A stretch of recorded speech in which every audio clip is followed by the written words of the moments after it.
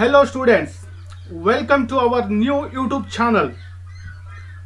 To improve Indian official language Hindi in our students, named as SYH Guru online education. Hindi मेरी पहचान और शान है. The best teacher teachers from heart, not from book. Please like and share our videos and subscribe our channel. Thank you so much. Hello बच्चों, आज हम 9वीं कक्षा का जिस देश में गंगा बहती है पाठ का दूसरा भाग पढ़ेंगे.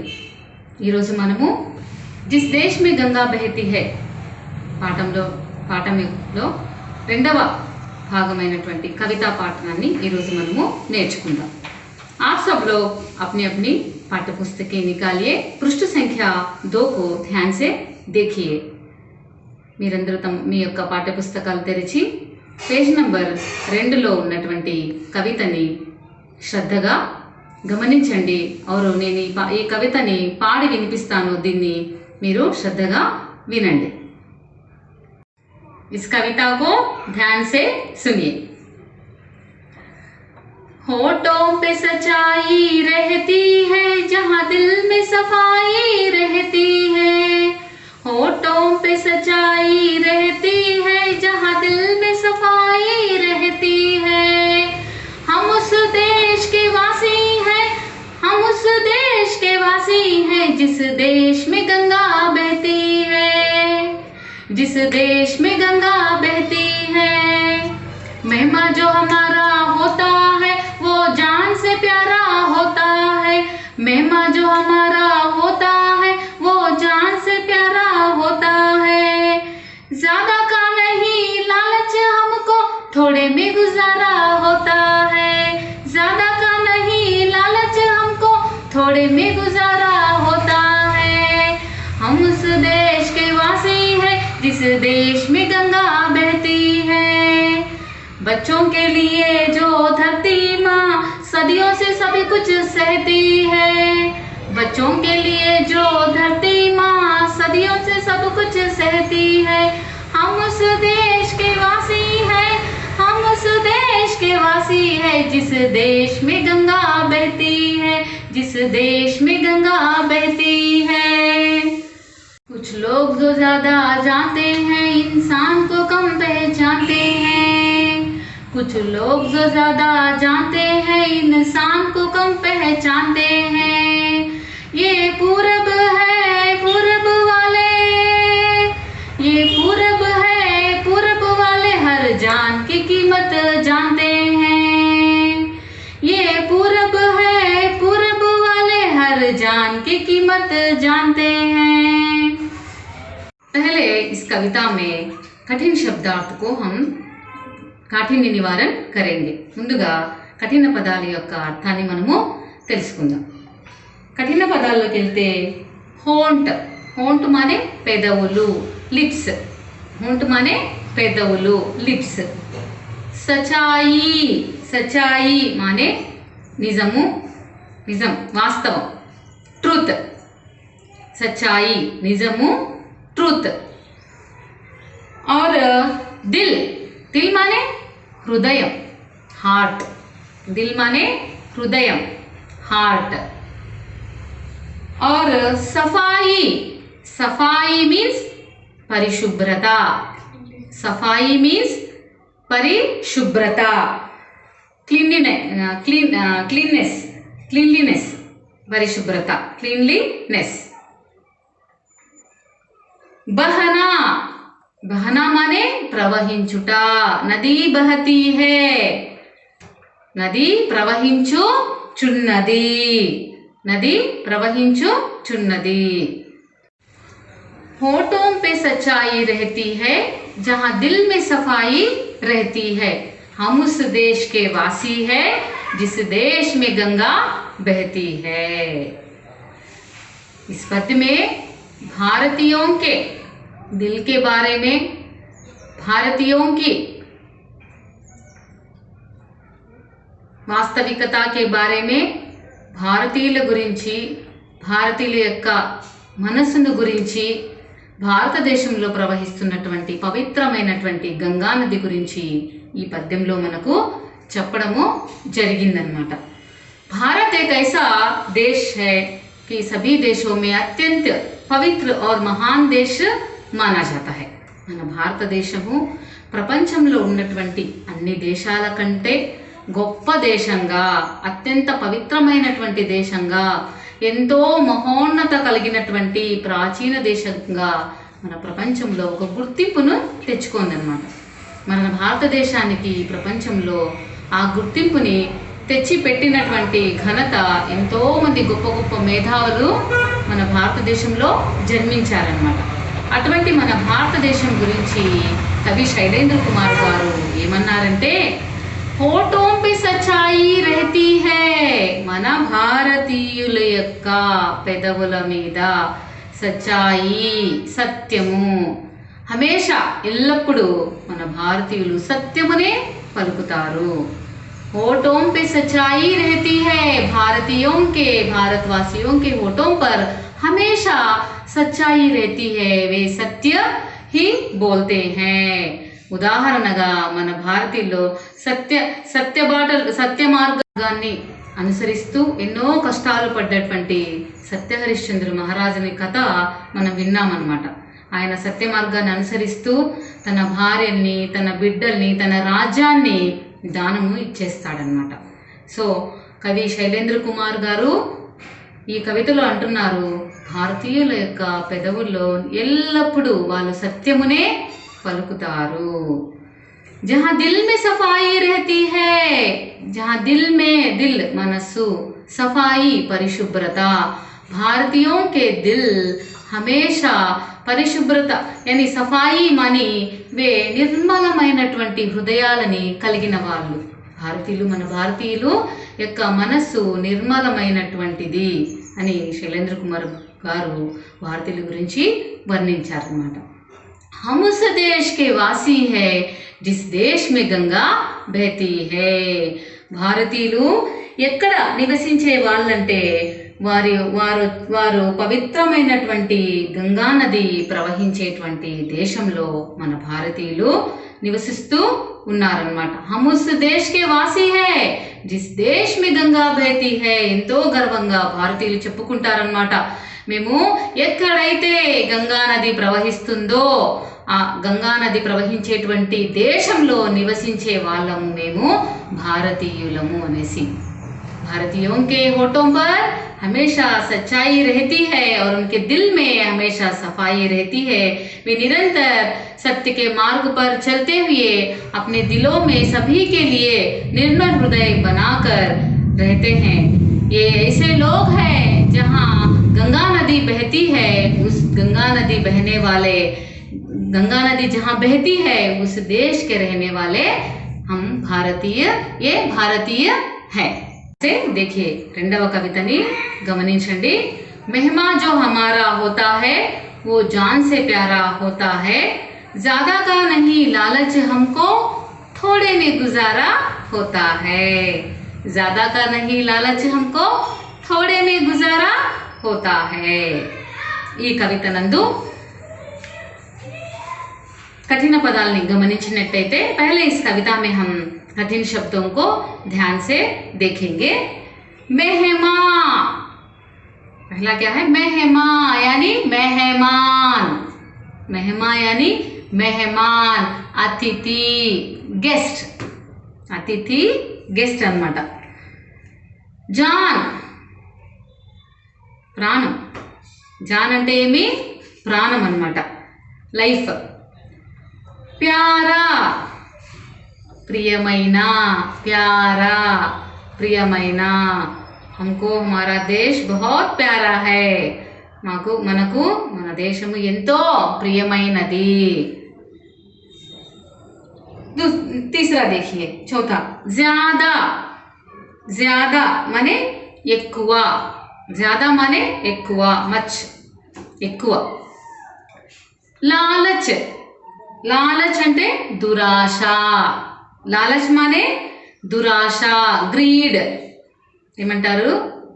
ग्रीड दुराशा, लालच माने दुराशा।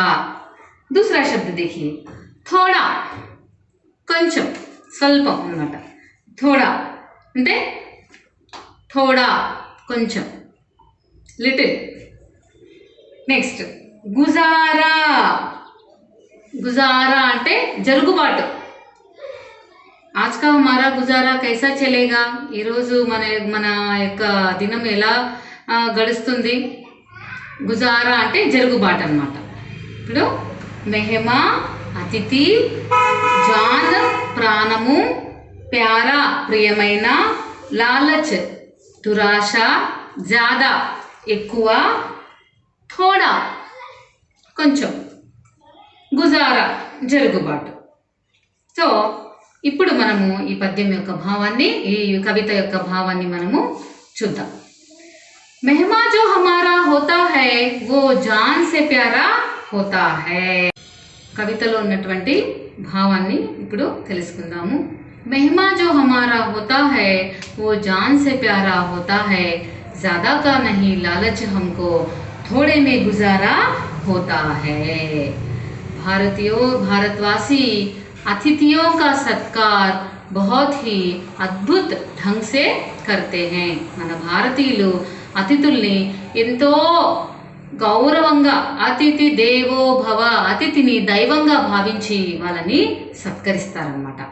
సో మెహమా జో హమారా హోతా హై, జో మెహమాన్ హమారా హోతా హై, ఎవరైతే మన ఇంటికి అతిథి వస్తాడో वो जान से प्यारा होता है, वो जो अतिथि जो है हमारे जान से भी మన ప్రాణము కంటే ఎక్కువగా అతన్ని మనము ప్రేమిస్తాము, అతన్ని మనము సత్కరిస్తూ అతన్ని మనము ఆదరిస్తామన్నమాట। అంటే భారతీయులు అతిథి సత్కారాన్ని దైవ సమానంగా భావిస్తారన్నమాట। అందుకే అతిథి దేవో భవ అని మన భారతీయ సంస్కృతంలో కూడా రాసి ఉన్నదన్నమాట। ज्यादा का नहीं लालच हमको थोड़े में गुजारा होता है।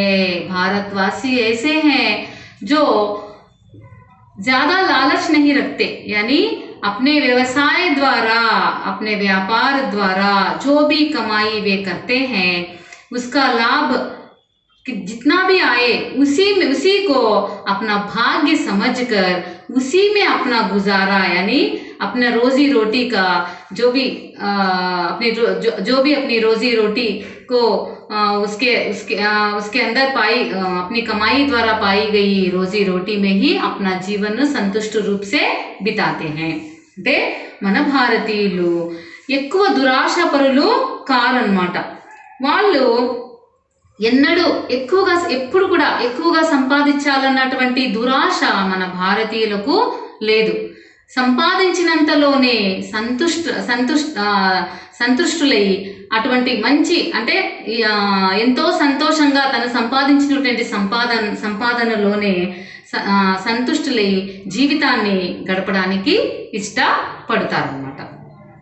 भारतवासी मेहमान को, अतिथि को अपने जान से प्यारा मानते हैं, उनका सत्कार करते हैं और अपने व्यवसाय द्वारा और अपने व्यापार द्वारा जो भी कमाई उनको मिलती है उसी में अपना गुजारा बहुत ही सुख के साथ अपने परिवार के साथ उसी में अपना संतुष्ट जीवन व्यतीत करते हैं।